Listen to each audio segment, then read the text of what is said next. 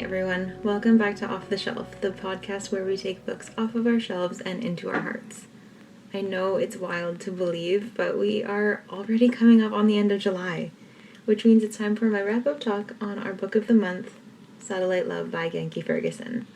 I'll be starting us off here with a brief plot summary and an overview of the book's main characters before moving into sharing my general review, experience, and overall thoughts. From here we'll get a little more spoilery. I'll be focusing a closer reading on a few specific events, scenes, and passages from the novel, and thinking about what each of them do for the story. I'll also wrap up this week's episode by talking about and recommending some similar reads, where you might go from Satellite Love if you want more, while you wait for whatever it is we can hope for next from Genki Ferguson. So, without further ado, let's talk all about Satellite Love. I'm not kidding myself by thinking that in the time we have here today, we'll be able to do a lot more than scratch the surface on this novel, but we can sure as hell try to do what we can and hopefully make something out of it.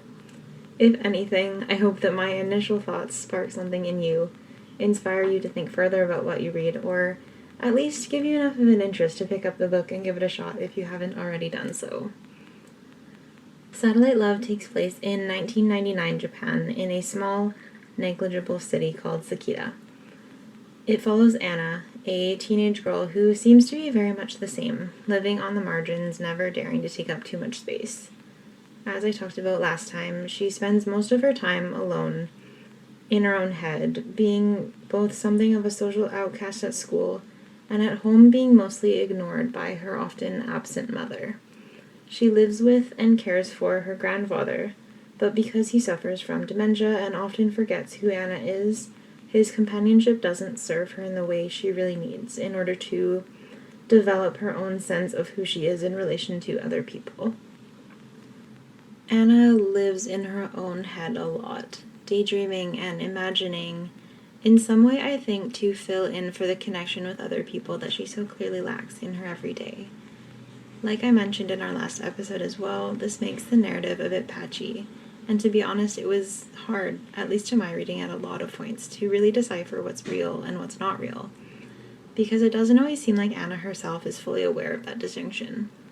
We join her at something of a crossroads in her young life, where the choices she makes could lead her in many different directions, but she lives by routines, and those routines sort of blind her to the fact of how many options are open and available to her.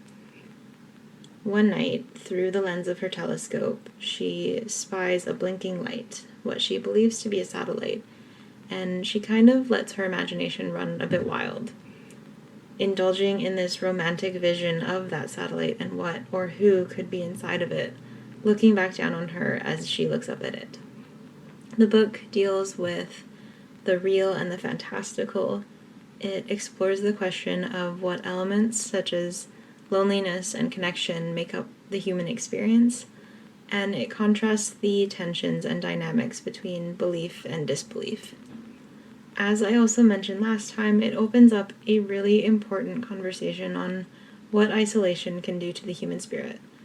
A conversation that I think has really powerful resonance considering the challenges we've all faced in the last couple of years to figure out how to live life without the same normals of social life and interaction that we were once so privileged to enjoy.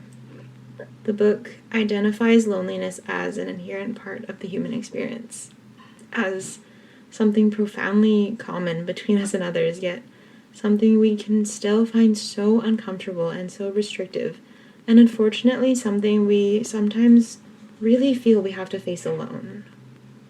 The novel alternates between multiple perspectives, all of which are connected and networked within Anna's, and they all come together to create what I found to be a very rich understanding of the fact that we are never as alone or as isolated as we think we are.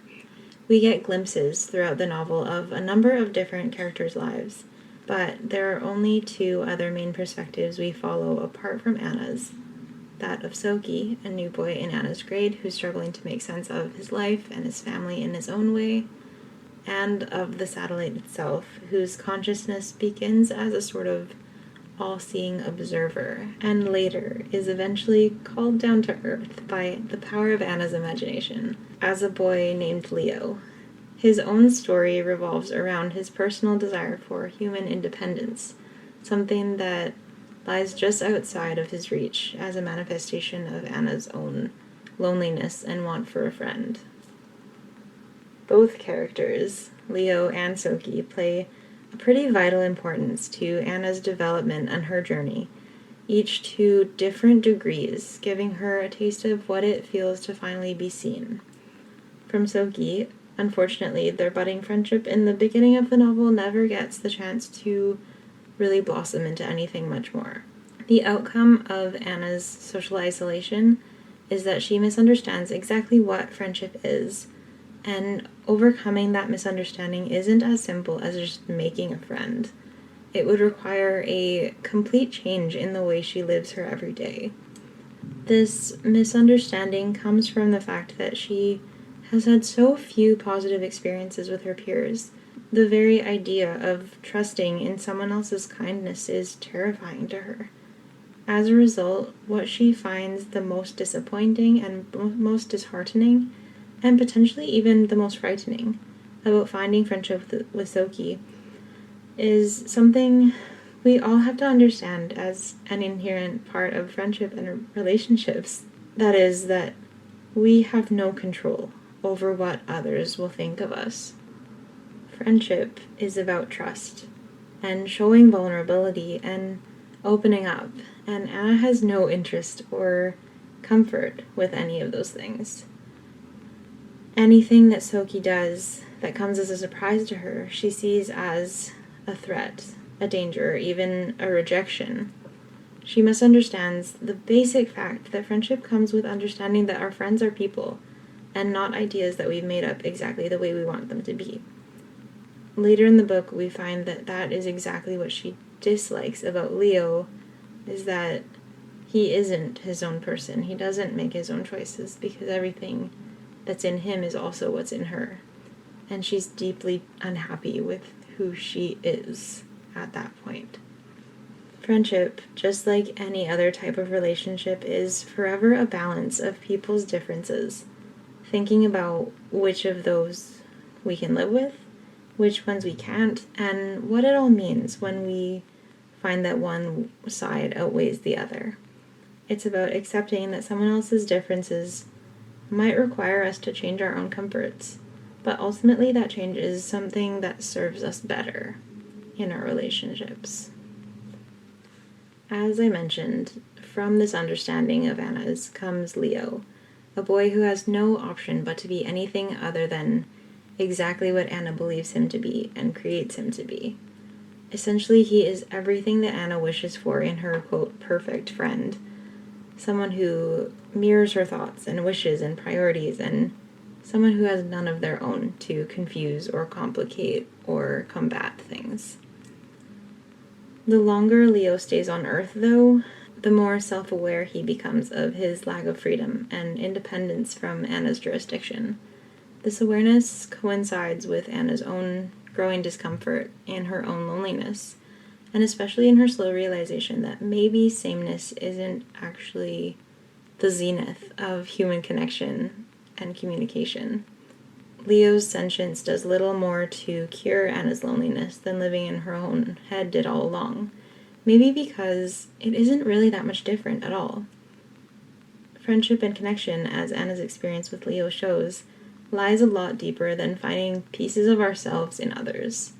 Life is about more than finding people who are our own perfect fits. It's sometimes about making sacrifices and having trust and being vulnerable, because those are the places where our humanity thrives. The book as a whole suggests that the beauty of connection lies in so much more than humanity's sameness. That is, it shows that if connection only grew between people exactly alike, we'd find very little reason to connect. If everything we liked about others was only what we could already find in our own heads, we'd have no reason to reach out, but we so often do. And as we see, Anna does too. The beauty of meaningful connection and relationships is that Those things force us to move outside of ourselves and to see other people for exactly who they are and not just who we wish they were.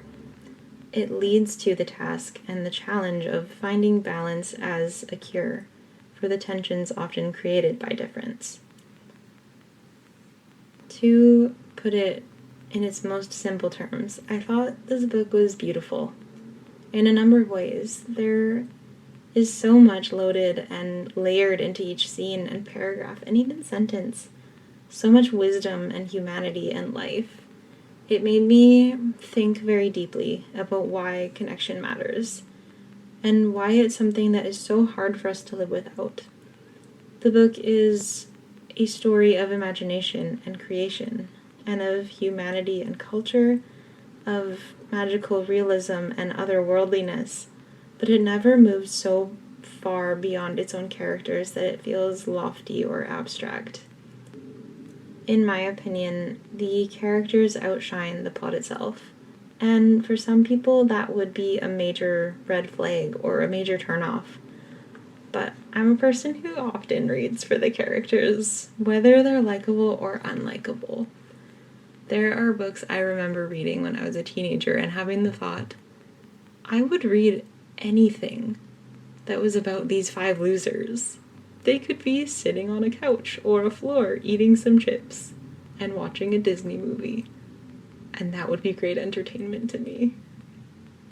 I love character. It is why I read 99% of the time. Not everyone would agree with me, and that is okay too. But whether I feel they are unlikable or likable, I think Genki Ferguson did a great job with character in Satellite Love. The writing style was entrancing to me. It was atmospheric to the point of almost being overwhelming at times, but it wasn't off-putting or overloading in the way that you'd think overwhelming would mean. I guess in that way, I could kind of detect the filmmaker in Ferguson's style. He really tells a story in the way that you'd see it on a screen, with rich and full imagery, without ever being too wordy or overbearing as teller. There were these passages and sentences that just sum up loneliness and life and humanity so perfectly well, and in words that I couldn't ever have strung together in my head, but were so clear and recognizable and understandable when I read them. Just as one example, I'll draw from the scene where Anna and Leo sneak into the drive-in theater, without realizing that without a car or a ticket, they aren't given speakers to actually hear the movie. The passage begins about halfway down page 205, and it's Leo narrating. Quote, "We started giggling at just how unfunny our jokes were, working ourselves up from little snickers until we couldn't contain it any longer. This was a new kind of laughter for me, one that came less from the gut than it did the heart. My footsteps felt less steady on the ground, as though gravity had loosened its grip on me. We laughed until we were laughing at laughter itself, tears running down our faces and dripping from our noses. The ugly kind of happiness. I wonder now if we cried because we knew we would never be like this again." Unquote.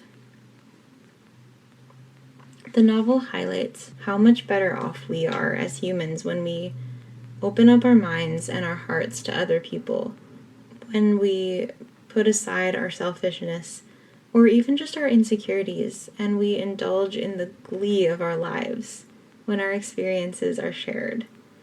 Weirdly, the passage gave me this sense of nostalgia and longing for, of all things, childhood sleepovers. Staying up until we saw the sun, as jokes got funnier and funnier the closer we got to sunrise with no sleep. That description, the ugly kind of happiness, is bang on. It's the painful laughing where you can't breathe and you can't stop and you don't even want to. I talked last time about how Anna struggles to let her guard down, but this is one of those beautiful moments where she does. No matter how ugly it might look, it's beautiful. The novel is also partially grounded in the recurrent theme of faith, what we believe in, and why so many of us are naturally moved toward belief, of whatever shape or form that belief might take. At one point early on, Anna says to Soki, quote, "Believing alone is worthwhile, right?" Unquote. It got me thinking about what it is to have faith in something and why it is we so often so badly want for anything at all to believe in, to hold on to. Shared beliefs, like shared experiences, bring people together. And where people come together, we find community. But what Anna's line further suggests, at least to my reading here, is that to some extent, the specifics of belief don't necessarily need to be shared in order for us to foster connection. There is something that faith and belief in just about anything does to the human spirit. And I think it's something quite similar to what friendship does to that spirit, as we were getting to before. Even if we don't believe in the same things as other people we're close with, something about the desire to believe and the very fact of believing produces the same result. They make us vulnerable, and they encourage us to make sacrifices, and they open us up and take us far enough out of our own heads to realize that we're not all there is. Belief, similar to connection, can make everything else illuminate. It can make everything else, good or bad, make sense. It can give us reasons why the things that happen to us happen. Maybe our beliefs say less about the way things are than the way we'd like them to be. And maybe that's also part of what makes belief so important to us. It gives us the image of where we want to be, and it takes us one step closer to achieving that end by giving us the idea that some greater force in the universe wants us to get there. With all of that being said, there were parts of this novel that for me weren't only difficult to read, but at times even unpleasant. These aspects didn't necessarily reduce my overall feelings about the book, but they created this kind of dynamic reading experience where at times I couldn't put the book down even as I wanted to stop whatever was happening from happening. In particular, there were scenes where I really struggled to understand or even just to accept the motives behind the characters' actions. Anna specifically gives into intense jealousy over Fumi and Soki's brief relationship with no legitimate reason to. She brings harm to the general, who really shows her nothing but kindness, and more than once she takes advantage of the fact that Leo can't act independently of what she wants him to do. Especially in her case, I think these aspects and tendencies toward cruelty and even violence spoke to the way that isolation, and especially severe loneliness, can act as a poison to our humanity, to our capacity for empathy, and our desire for connection. Anna's sense of what is okay and what's ethical in terms of how she treats many of the people around her is horribly skewed by the fact of her own mistreatment. The way that she feels inconvenienced and even victimized by other people's actions, even when she has no reason to. Because of this, to some extent, her isolation becomes self-sustaining. She starts to feel like even trying with other people isn't worth it, because they're just going to be an inconvenience to her own comfort. In our last episode, I talked about how, in the interest of protecting herself, Anna puts up these walls between herself and other people, and it makes her so unpleasant and so unwelcoming that even if someone could find a way to take down those walls and get through to her, they wouldn't really necessarily want to try. In this way, Anna's story and narrative for me was quite a difficult and uncomfortable read at times, because I think of how internally it's written. It felt more like a suffocation than a narration at times, with no real escape aside from putting the book down, which I didn't really want to do either. It engaged me enough to want to keep reading, but it kind of hurt every time I did. The style is quite powerful in illustrating Anna's lack of trust and her desperation to protect herself, and in explaining, even if not justifying, some of her more impulsive and even sometimes violent actions. Understanding this and viewing Anna more objectively as the person, the child really, that she has made her quite a sympathetic character, which I didn't really expect at the first impression of some of her more questionable decisions. The way she's written deviates a lot, I think, from the way that teens in general are often written about in books and movies, but it was kind of refreshing in a way. Until the last couple of years, much of what I read was targeted at the teen and young adult audiences, and in those stories I feel that though the main characters are generally teens themselves, like Anna, they act so empowered and adult and responsible, and they take on so much that it's easy to forget while reading what it means to grow up and to be a teen in the real world. I honestly think this book, being targeted at a more general adult audience, does an absolutely beautiful job throughout of reminding us all, to an extent, of what it means to be human, but more specifically, it's refreshingly truthful about what it means to be a 16-year-old human, to feel small and nowhere near the center of a huge universe. Seeing this made me want to take Anna's side and just have a conversation. Just tell her that there's someone else out there who cares about what she's feeling, and that life can be so hard, but none of us have to go through it alone. If anything, though, I actually found the book's supporting characters and storylines even more intriguing than Anna's, and I found myself wishing that more attention had been given to them, to Soki's in particular. His musings about belief and growing up and his struggles to understand and to fit into a new place were something I think a lot of readers can relate to, myself included. His genuine goodness comes as a surprise to Anna from the outset, but it isn't enough to fully win over her trust and begin to change her mind about the good of companionship. He refuses to accept the rumors and gossip about Anna even his mother has caught wind of. Instead, he holds on to the belief that underneath the battle armor she's long used to protect herself, there is still a girl, a friend worth saving. She doesn't offer him much in return, keeping his kindness at an arm's length, and he respectfully doesn't pursue anything more. Their potential for friendship at the first time they meet never moves past being a mere possibility. I was glad that the novel at least continues to follow Soki, even as he only hovers on the edge of Anna's circle. His story is a bit of a meditation on belief and how our belief can give us purpose. Even as his father, a formerly a devout believer in their gods, wanes in his own dedication, Soki almost fears a life without belief in a higher power, and at times he even seems to resent his father's disillusionment with it.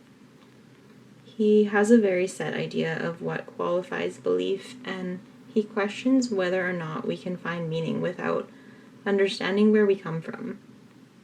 When Anna poses to him the possibility that what we believe in matters less than the fact that we believe, I think he also begins to waver and to realize that maybe it is actually just us and the values that we bring to those beings we put our faith in, which create the outcome of safety and security, of contentment, and eventually of our humanity that we associate with a higher power. Probably the most standout scene from Soki's storyline was his visit to the shrine, where there's the superstition that if you walk up the stairs between the sacred stone and the doors 100 times, sending up the same prayer each time you walk through, the gods will hear your prayer and honor it. Soki, desperate to prove to himself, above all, and to his father, the importance of belief and dedication, sets himself to walk through 1,000 times. And instead of a single prayer, he prays for something different with each lap. I think to some extent to test Anna's hypothesis that what we believe in matters less than the fact of it. I don't know if pilgrimage is the right word to describe this journey, but it was what came to my mind first. And so his pilgrimage and this entire scene was so beautiful to me in its tragedy. I could paraphrase here, but I can't do better than Ferguson himself describes it, and so I will quote. So this is from page 144, after Soki's mother finds out what he's set out to do and comes to join him. Quote, I started off the 1,000 prayers wanting to prove my dad wrong, but now I didn't feel angry at all. The worst part was that we never ran out of prayers. 1,000 devotions, and there were still things I missed. Didn't even get to airplane pilots, mayflies with single-day lifespans, or bodies that were lost at sea. So much pain in this world. Not even 1,000 prayers is enough. We never did tell my dad. Unquote. For Soki on this journey, it becomes less important what he's praying for or who he's praying to, or whether those he prays for share his beliefs. He finds that sometimes everybody needs a prayer, and what means more is the fact that there's someone out there who sees and cares about their pain, who make willing sacrifices to end that pain when it doesn't bring harm to themselves. I see this as a moment for Soki, that he realizes that Anna's idea about the nature of belief is absolutely right. It's not what we believe in, but belief itself that brings us together. For himself, as he sees it, his desire for goodness and kindness partly emerges from his belief in his creators and the way that their will is reflected in his own. But for others, it might come from a different source. And that doesn't lessen their capacity to create a greater good and a deeper kindness. Even though most of the book follows Anna, I honestly think this scene with Soki was one of the most powerful in the entire book. It really sums up what the book is all about believing in things and why we believe, and what our belief can do.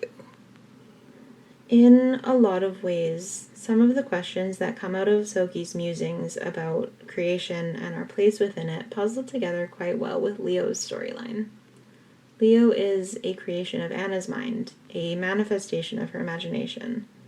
A large part of his storyline and his internal struggles grow from the fact that he has no choice but to follow Anna's will, even when she herself begins to wish it otherwise.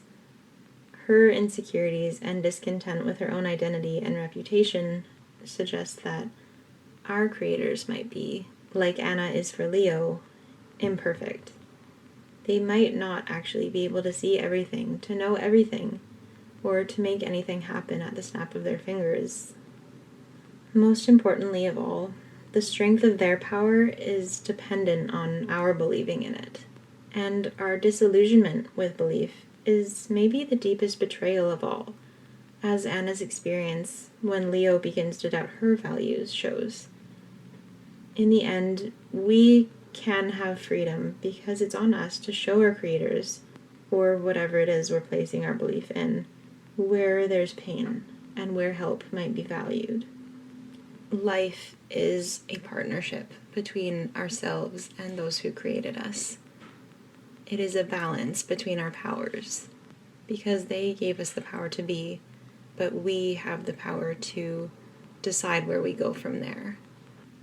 And it's also up to us, ultimately, to prioritize goodness. Anna, for example, carries pain and biases that cloud her vision of what's important and what's okay, and she maintains her own loneliness by allowing her pain to lead her down a path that no one can follow her on, and one that nobody but herself can lead her away from. Genki Ferguson has spoken and written about the universal nature of loneliness, the way that it defines so much of the common human experience, yet it is something that we all seem to feel trapped in facing alone. Expressing our loneliness, being open about our struggles with it, shows our every uncomfortable vulnerability and dependency. And worse, I think we sometimes feel like it shows that we aren't enough for ourselves. But it doesn't have to be this way. Healing comes with stepping outside of ourselves, really considering what it is we're missing, and figuring out how we might fill in those holes.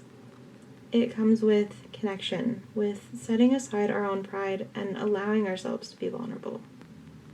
It comes with understanding that although our vulnerabilities feel like us at our lowest point, they're also us at our most honest and open.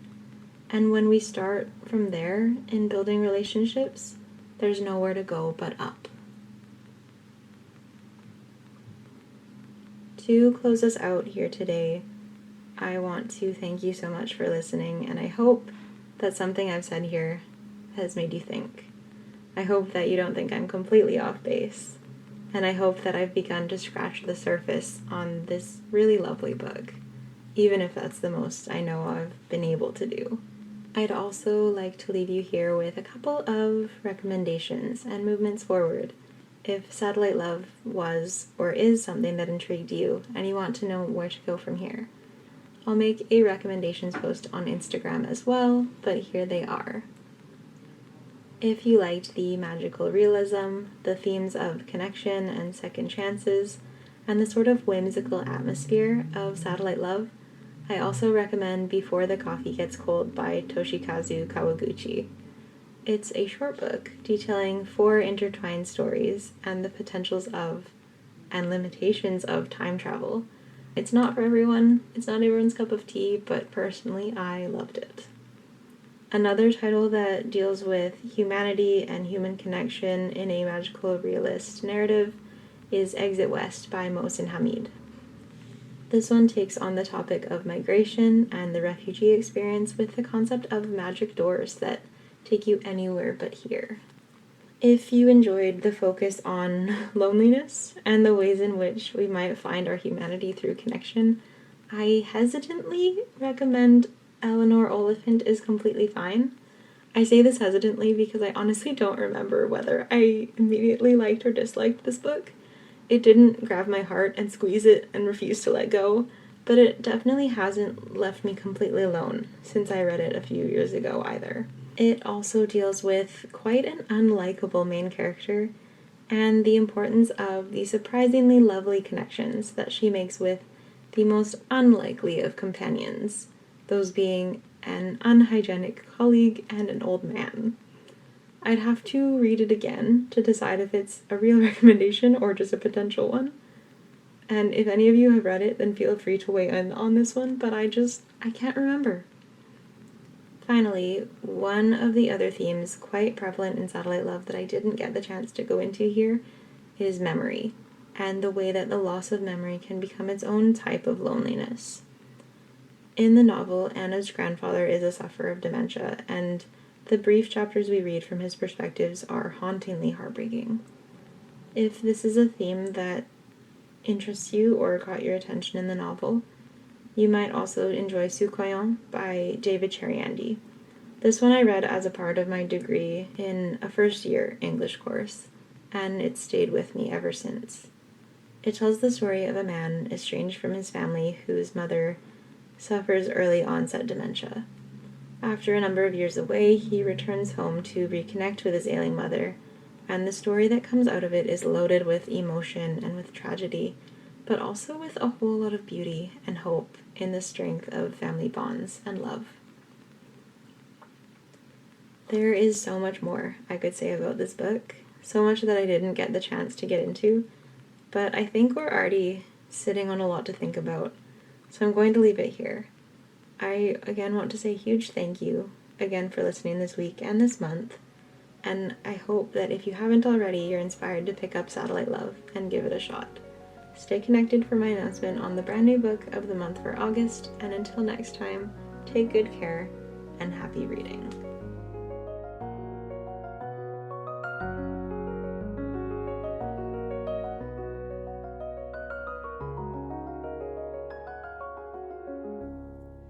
The Off the Shelf podcast is a proud member of the Ordinary Podcasting Network.